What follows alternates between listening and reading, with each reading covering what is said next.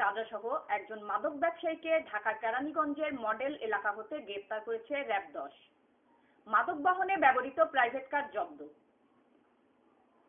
5 December 2024 তারিখ সকাল আনুমানিক 8:25 ঘটিকার সময় র্যাব-10-এর একটি আভিযানিক দল গোয়েন্দা তথ্যের ভিত্তিতে জানতে পারে যে কতিপয় মাদক ব্যবসায়ী বিপুল পরিমাণ মাদক দ্রব্যের চালান নিয়ে একটি প্রাইভেট কার যোগে ঢাকার কেরানীগঞ্জ মডেল এলাকার উদ্দেশ্যে রওনা করছে।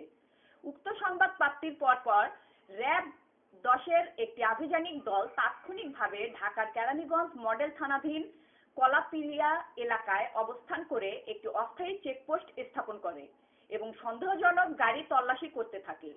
তল্লাশির এক পর্যায়ে 1 তারিখ সকাল আনুমানিক 9:30 ঘটিকায় সন্দিগ্ধ প্রাইভেট কারটি র্যাবের চেকপোস্টের সামনে পৌঁছানো মাত্র কর্তব্যরত র্যাব সদস্যরা প্রাইভেট কারটি সিগন্যাল দিলে প্রাইভেট কারের চালক গাড়িটি থামায়।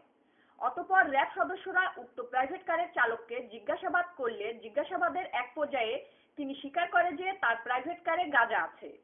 পরবর্তীতে কর্তব্যরত র্যাব সদস্যরা বিধি মোতাবেক তল্লাশি করে গ্রেপ্তারকৃত আসামির দেখানো ও বের করে দেওয়া উক্ত প্রাইভেট কারের পিছনে ডালার ভিতরে থাকা একটি কালো রঙের ট্রলি ব্যাগের ভেতর রক্ষিত আনুমানিক 17,40,000 টাকার মূল্যমানের 58 কেজি গাঁজা সহ একজন মাদক ব্যবসায়ীকে গ্রেপ্তার করে।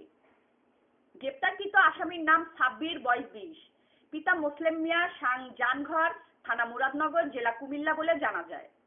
এ সময় তার নিকট হতে মাদক বহনে ব্যবহৃত একটি প্রাইভেট কার জব্দ করা হয়। News desk Tanzil Akter lucky.